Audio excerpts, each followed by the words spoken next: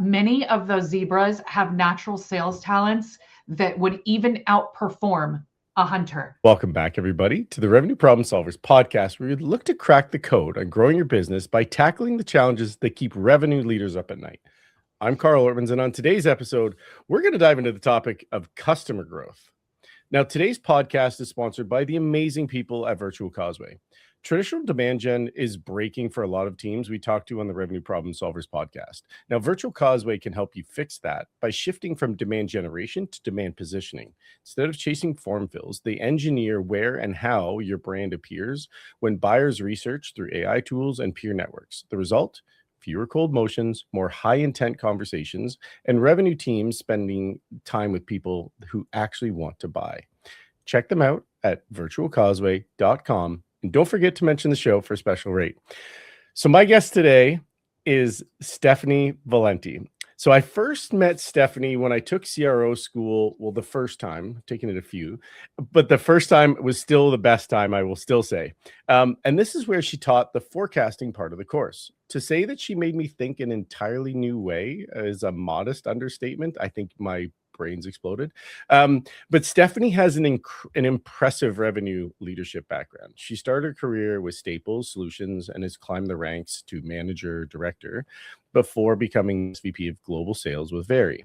And that led to C-level executive roles as the COO of Loftwall and the CRO of SmartBug Media. Today, she's the VP of sales at Bill.com, on top of being the CRO functional group leader, ambassador, and course facilitator with Pavilion. She's a most genuine person I've had the chance to meet. She's an incredible leader and is definitely one of the people that if you're on her team, she will always support you and try to help you grow. Welcome to the podcast, Steph. Thank you for joining us. Jeez, Carl, you're trying to make a girl cry in the first 2 minutes of the podcast? That was so sweet. What an intro. Excited to be here. Thanks for having me. Oh, this is gonna be fun. Well, and it's all genuine. So I've had a chance to learn a lot from you. But before we get kicked off, can you share a little bit about your world? Like, what industries or verticals do you work with? What are your selling motions? I know, what size companies do you work with? Yeah. So as you mentioned, today I met Bill, formerly known as Bill.com. Everyone knows who Bill.com is. And so at Bill.com, we are a fintech company, and I am responsible for 3 different departments in my current org. So I have a new business department for our direct motion. I have a channel department, which is very substantial at Bill. It's over 55 employees. And in that motion, I have new business, but I also have post sales and that managed motion in a channel aspect. And then I also run our partnerships team. This is all for our AP/AC product. If you are not familiar with Bill.com, we sell into SMB, lower mid-market, as well as accountants. So that's that channel motion I was talking about. From a partnerships perspective, we are selling into servicing ERP partners as well as PEVC and supporting associations. So I've been in that role for about 1.5 years. If we go way backwards, I, at this point, have done almost everything from, to your point, like being a COO in a manufacturing company and dealing with labor and finance and HR during COVID time, which was wild face.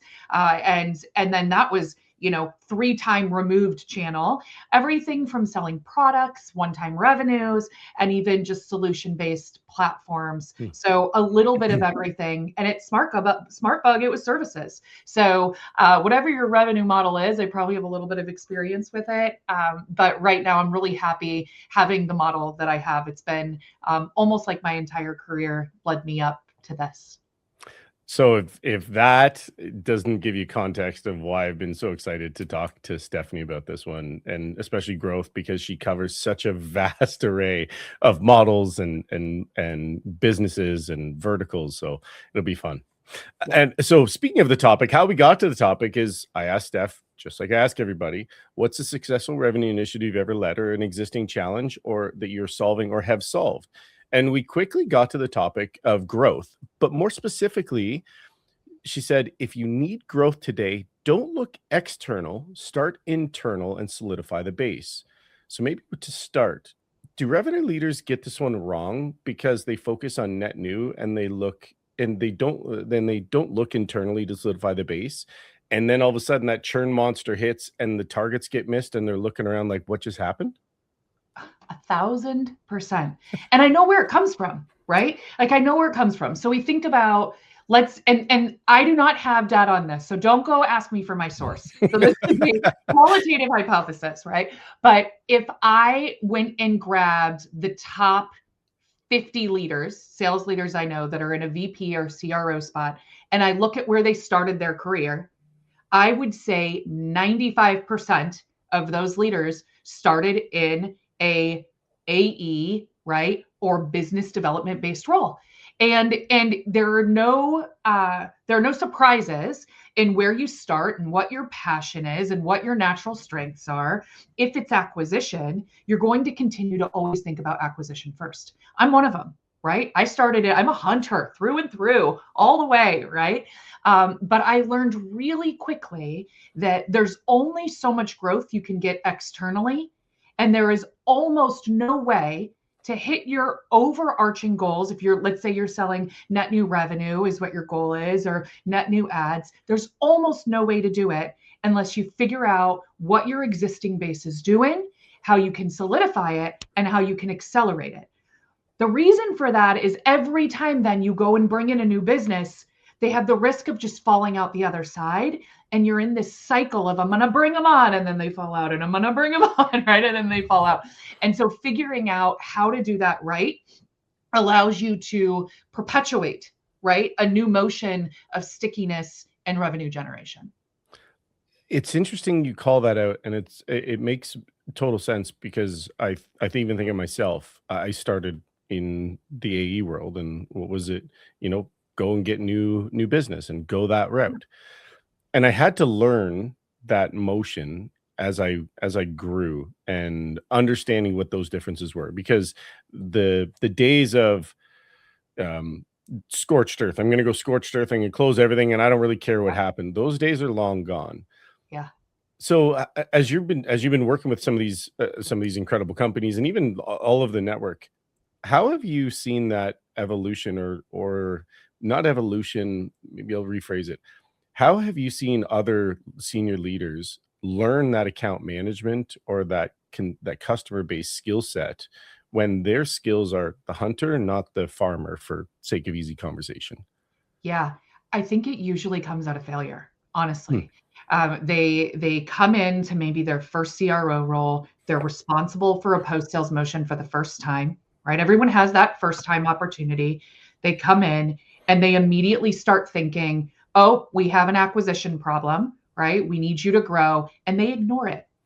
And they go and they do all of the things and they do them well, right? On the ways that I need to acquire new business. What's our ICP? How do we get hyper-focused? How do we make sure we're coaching our teams? How are we doing accountability? What is our capacity, et cetera, unit economics? Like they look at all of it. And then over here, they're not doing anything because they're like, oh, well, that works, right? Let's just leave that there. Mm-hmm. And then what happens is that, oh my gosh, you're bringing all these customers in, but then they're just falling out and there's no way you're hitting your number. And then they're like, I made a mistake, right? And then unfortunately what happens, because they didn't do both in unison at the same time, they pivot off acquisition, they go focus on the other side, that starts reducing, right? It's like, where do you focus? It's the head swivel. And then they try to fix this and they go all in over here. And what you end up learning once you've done this a couple times and you've figured out your failures and your mistakes, you go in even. You look at both. What are we bringing on? What are we churning from month 0 to month 3, or month 3 to month 6, or at 12 if you're on contracts? Let's dissect that data. Let's figure that out on the acquisition side. And then let's make sure we have good acquisition strategies. But let's focus over here. How are we holding our teams accountable? What are our goals? What is the customer experience? What is our upsell motion? What is our cross-sell motion? What are our, for me, it was like a channel motion, right? What does that look like? And how do I solidify that? So every customer I bring on is not worth 1, it's worth 1.5. And that perpetuates things forward forever, Carl. And it does make sense. And even thinking back to it, of like, if you look at the way that the sales orgs have been designed, it's been, you have customer success or account management, and they're on one side, and largely they didn't report to the CRO role is new in the last, what do we say, 10 years or so. It's becoming new. So you had separated groups, and now, so then you're only focused on acquisition, and you had to learn that skill, and the other team was doing it over there. Now you're responsible for all of these things. And even more so, now we're starting to see the return of that full cycle rep, right? So now those territories are starting to come in. So from a skill set, for the people that are in the selling roles today, are we actually doing them a service, not a disservice, a service, by giving them a territory where they have to be responsible for both sides of new and growth? God, I don't know. I mean, if you go listen to all of the podcasts that I've done, I'm really passionate about this specific topic. I don't like combining roles, Carl. Like I really, really, Okay. really, really don't. The reason being is what I said in the very beginning, right? I think naturally you are a lion or a zebra, like you just are, right? You are lion, right? Look behind you. You are a lion. So a lion is like the competencies of a lion are very different than the competencies of a zebra. A lion is thrill of the kill, gets excited about just getting that win. They move on. They don't care about asking someone when they get on the phone how their grandma is. They just don't, right? Because they're so forward thinking, they're not thinking backward, and they're not taking the time to establish those small things that are like important in a relationship building motion. They also like immediate gratification, and they don't have patience. I want them on my new business team. From a zebra perspective, they have patience. They care about the details. They can see the forest through the trees in the future, and they don't need it to happen today. They're detail oriented, right? Like I want those on my post-sales side. You combine those, and there are plenty of people in this world that they can do both. They can modify, they can adjust. When things get hard, they're always going to go back to their natural state, which means they will be better at growth and not retention, or retention and not growth. And so I don't like pulling them together. I really, really don't. Here's what I did in my career that helped me with this is I was new business. And then I got an opportunity to take an account management leadership role. Had never done it, but I took that role and it changed my mindset forever. So I do think exposure in a career path is incredibly important, but do it in like lateral moves and stuff like that. Combining roles is and can be risky. I hear you on what you're saying, and that's where I was thinking where we could go, is because the skill sets are very different. And so then when you go, and for example, you being a lion, I like the analogy of lion and zebra. So you're a lion, and now you go and you're leading a bunch of zebras. How do you instill that growth mentality to say, hey, you no longer are worried about net neutral. We need you to be net positive. How do you develop the skill sets of that team so that they can come back to you and say, hey, Stephanie, I know that there's a big number over there, and I heard that new business is struggling. Hey, by the way, we got you. Yeah. On this side, we have growth opportunities here, and this is where. How do you start to develop that from an organization perspective? Yeah. Many of those zebras have natural sales talents that would even outperform a hunter because they're slower, they're more methodical, they're thoughtful. They listen more clearly, right? They're very, very intentional about what they're doing. So what you need to do is, and what I did, right, is I listened to calls. I listened to their calls. I let them do the things the way that they did them. And then I would point out things where, wow, did you know that in a perfect sales process, you just covered 3 out of the 5 that I would expect that I see in a new business performer? And all you would need to do is just tweak this, and this would have been your outcome. Like, let's try that next time. You don't need to try to get them to do something completely different. They already live there. They're just a little dormant, and they don't realize that they're doing them.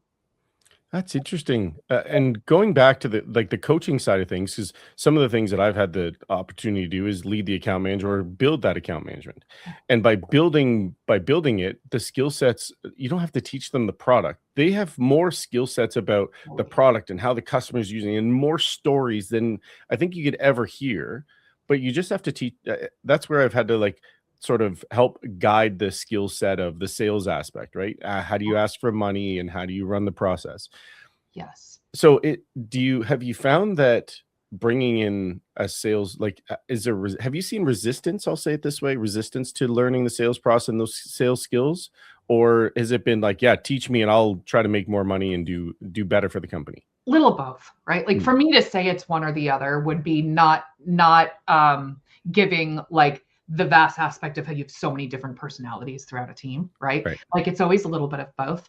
I think that leadership in general is so psychological. So you have to make it fit the resistance of the person in front of you. So for example, I always get to the root of, this is so silly, but like, what did you want to be when you were little? Like, what did you want to be when you grew up? Right. Yeah, I wanted to play baseball, actually. I wanted to be a baseball player. Okay. And so that's why you're a lion, because what I get out of that from a psychological perspective is you're competitive, right? And you want to be a part of a team that's winning. And like, those are the things important to you. What you'll find in account management is they always wanted to be something outside of like your typical, like, I want to be a pop star, right? Ask another layer deeper. And they always wanted to be something that helped people, Carl. Almost 100% of the time. I wanted to be a doctor. I want to be a teacher. I wanted to be a nurse. I wanted to be a firefighter. You'll see that come out. And where that comes from is the core of an account manager is they want to help a customer. They care about the customer's success. They care about where they're going in their business. So all you need to do to help them understand sales in an account management capacity is that it's going to help that customer.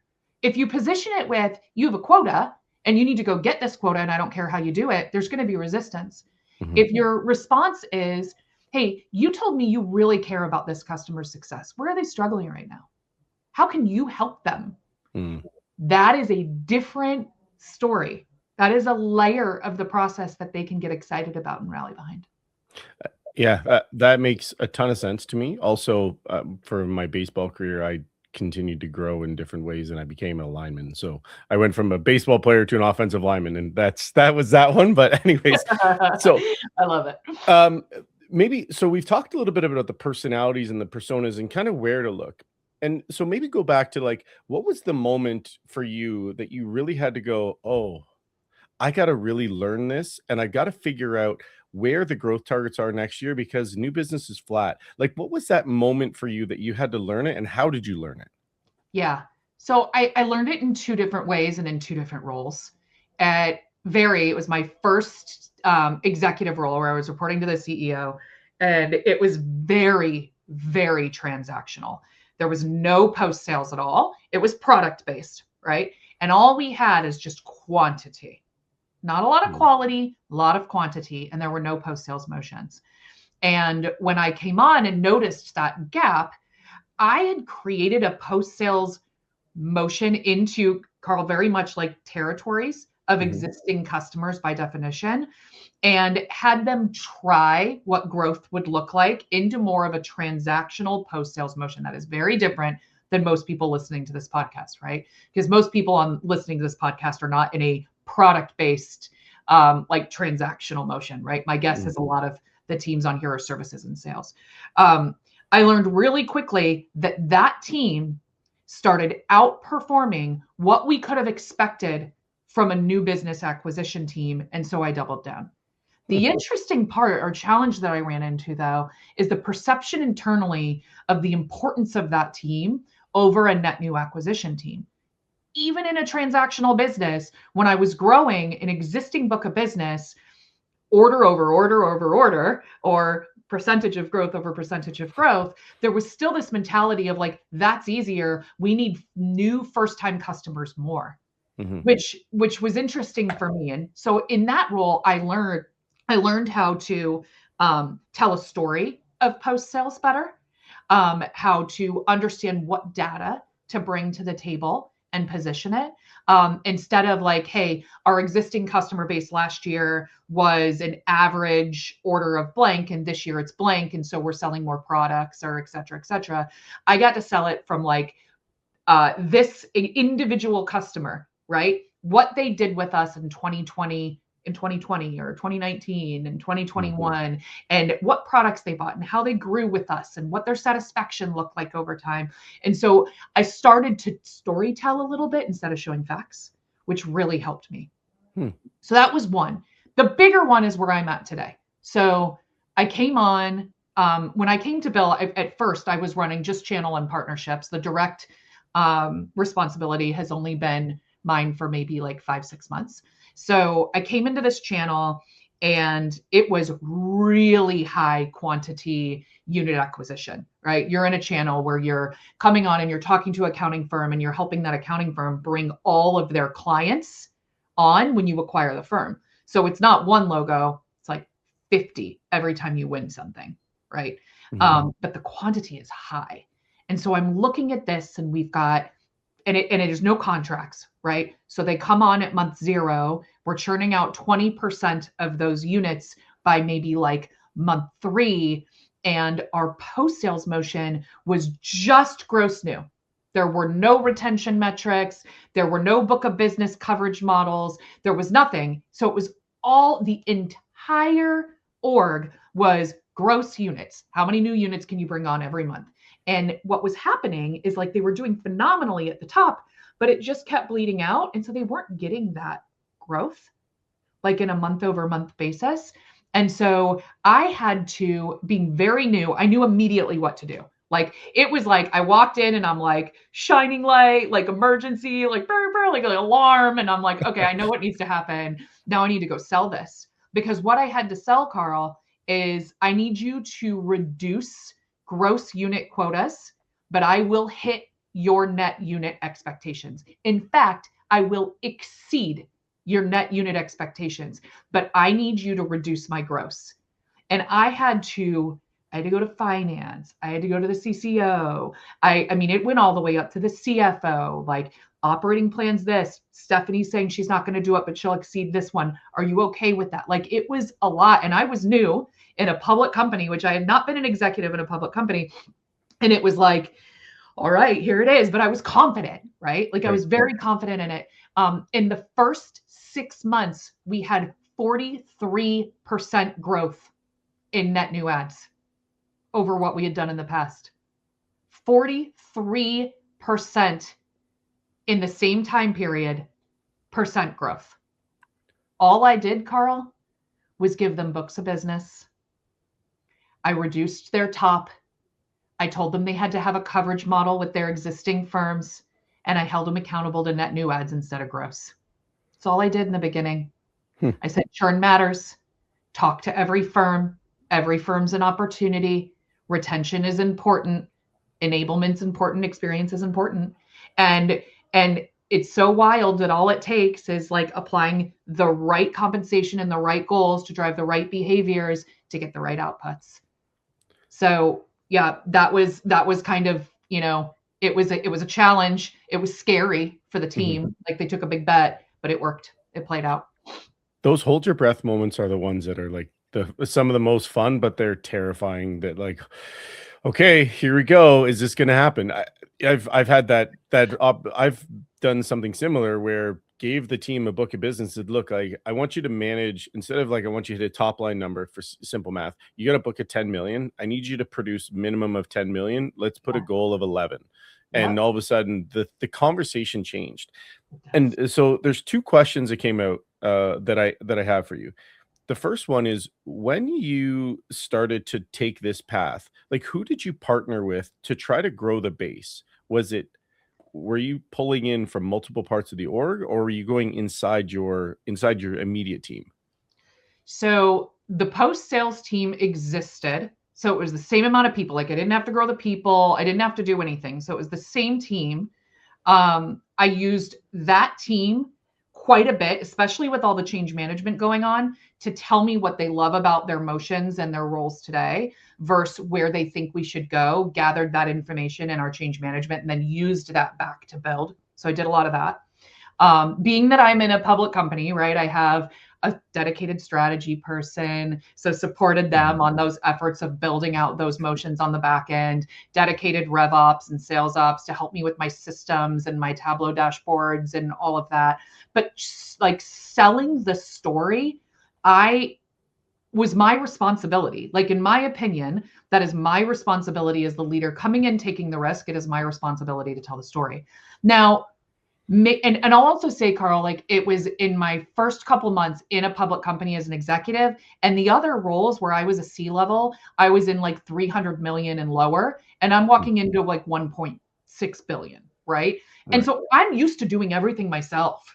Right? Like, I've never had a strategy person dedicated to me. Like, I'm used to doing everything. And so I probably didn't even use my resources the way that I could to get this done, because I was so used to having to go and like take these risks and these big moves on my own. And so if I did it again, I probably would have utilized like sold up and then had them sell on my behalf a little bit more. But I'm like a rebel. I come in, I'm like, this is what we're going to do. And, I know my job's on the line, and we're a public company and we support this to the street, but I got you. Right. Yeah. I probably would have done it a little differently, but hey, this time it worked out. It's great. And because I'm thinking about this from a couple perspectives of if I'm a company who's, let's say, 20 million in business, 20 million revenue, and saying, okay, I hear Stephanie, she's talking like she's publicly traded $1 billion. I'm not there.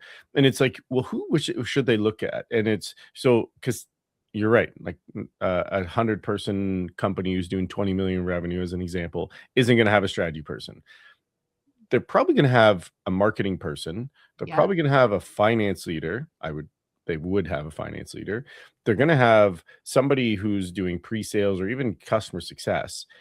And so for those smaller companies, would you advise them or sort of suggest that, hey, build a little task force team and build it together? Is that how somebody might think about, oh, I need to do this, but I'm not nearly the same size. I don't have the same resources, but I want to get this done?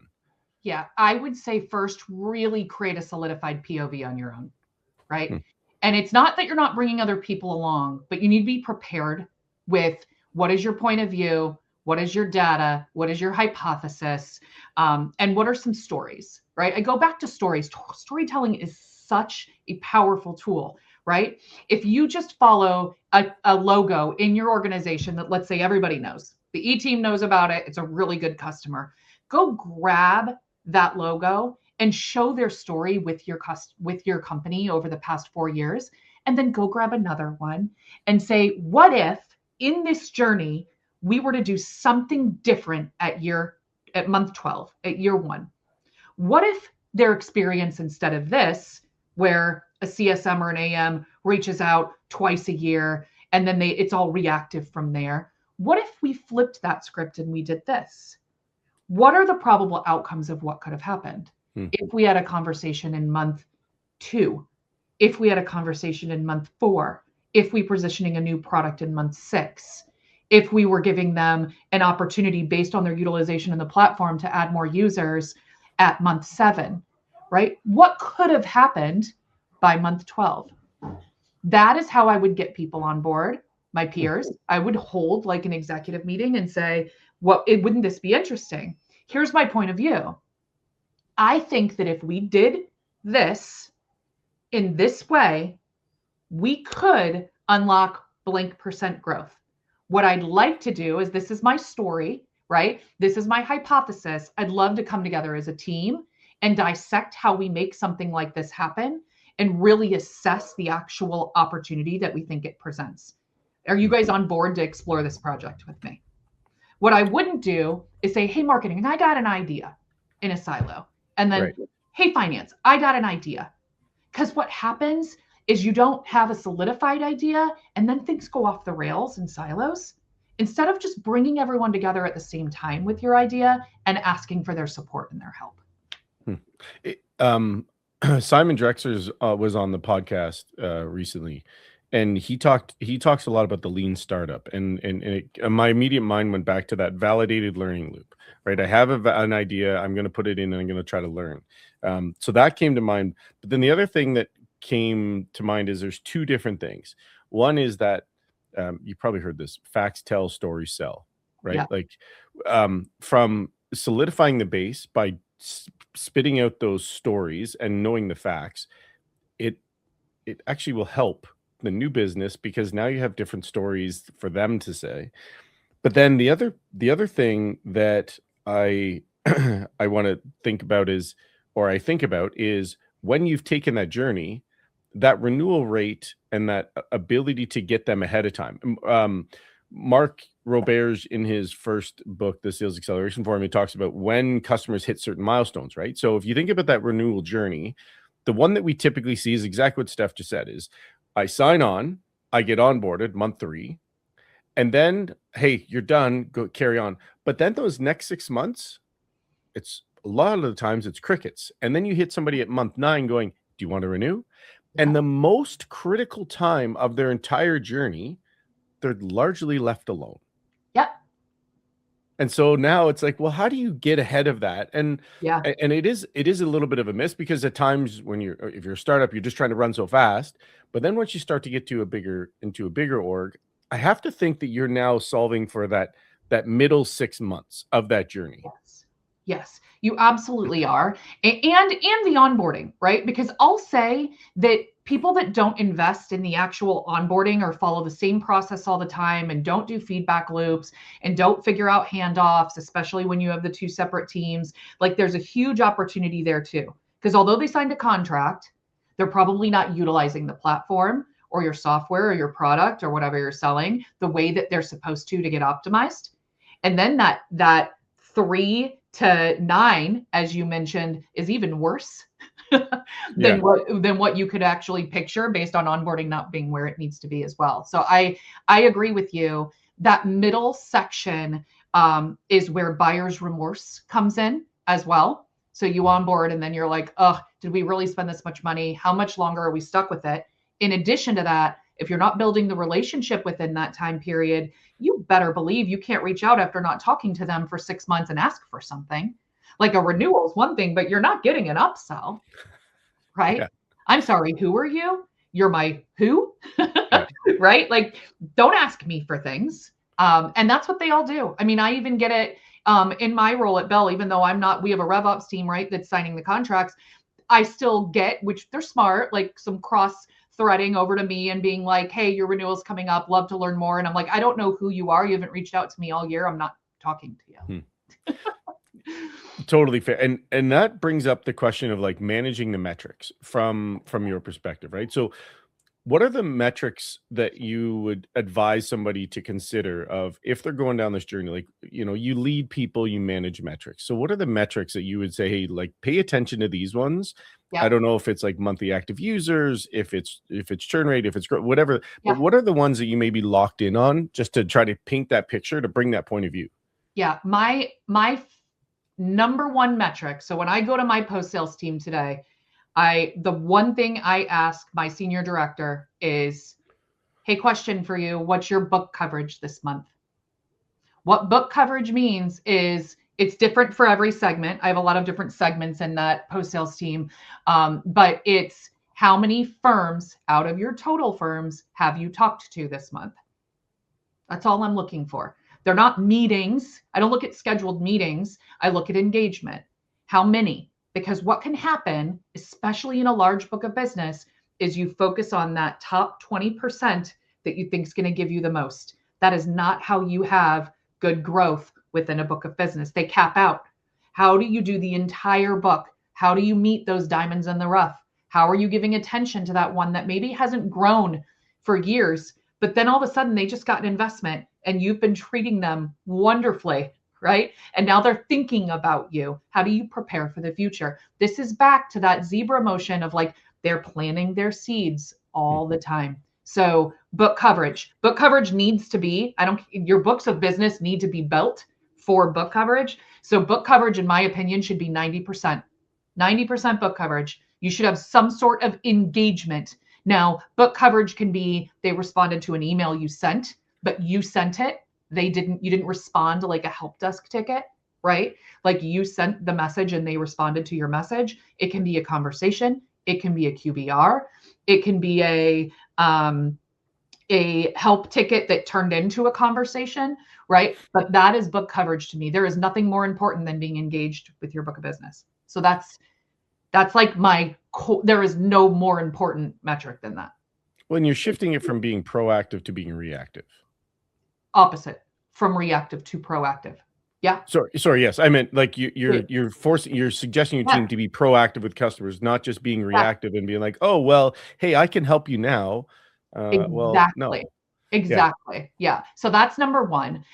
Number two, in a channel motion, I like to look at number of firms. So for us, it's firms, but number of partners referring or adding new clients in any given month. We call that engaged customer base. What percentage of the customer base is growing at any given time? So we look at that as a primary metric, and we baseline that, and it needs to be similar or growing over time. Again, this eliminates that feeling of like relying on your whale, right? If you've got one customer that's constantly referring and growing, but nothing else is, like that's super risky. So you don't want that, right? So I look at engaged firms. QBRs on their own is something I look at as well. Like what value are we adding to that client on an ongoing basis, and how are we presenting new products and new solutions? That is different than book coverage on its own, because that is us adding value, and that's always important to me in our customer base. And then of course, like the results, right? And the results are how many new clients were added, how many clients churned out, and what is your net result? That's great. Just for book coverage, just for curiosity, because we talk about coverage for on the new business side. Like when you say book coverage, are you covering 90% of your clients? Like you're actively engaged, and like you can have a 10% window of maybe they're just starting. Like, is that how that should be? That's how you think of that? Or like, look, you talked to them, and maybe it was only every 6 weeks, and so 10% of it kind of carries over into another month. But you're right, it's an engaged motion of I have 50 firms in my name, and my responsibility is every month to make sure I'm engaged with all 50 firms. Okay. Yeah. Okay, that makes sense. I wondered if it was 90% coverage of my monthly booking or my target or engagement. Yeah, total engagement. Not like a capacity model or anything like that. Like much more of I've got 50 clients, and my responsibility is to talk to them all. Yeah. All of them. Which makes a lot of sense. Okay, so I know we're getting close to the top of the hour, so I don't want to go too far. But as somebody who has maybe jumped into, I'll maybe ask it in a couple of different ways. Maybe just one thing is like, if you're a brand new leader jumping into a role and you're now responsible for doing this, what advice would you give them to say, hey, look, here's some, I don't want to say shortcuts, but here's some lessons learned that I had to. It's like that, failure, first attempt in learning. Yeah. Here's my first attempt in learning to try to solve this, and go do these things. Yeah. Yeah. I think slowing down and playing pretend sounds so bad. Playing pretend.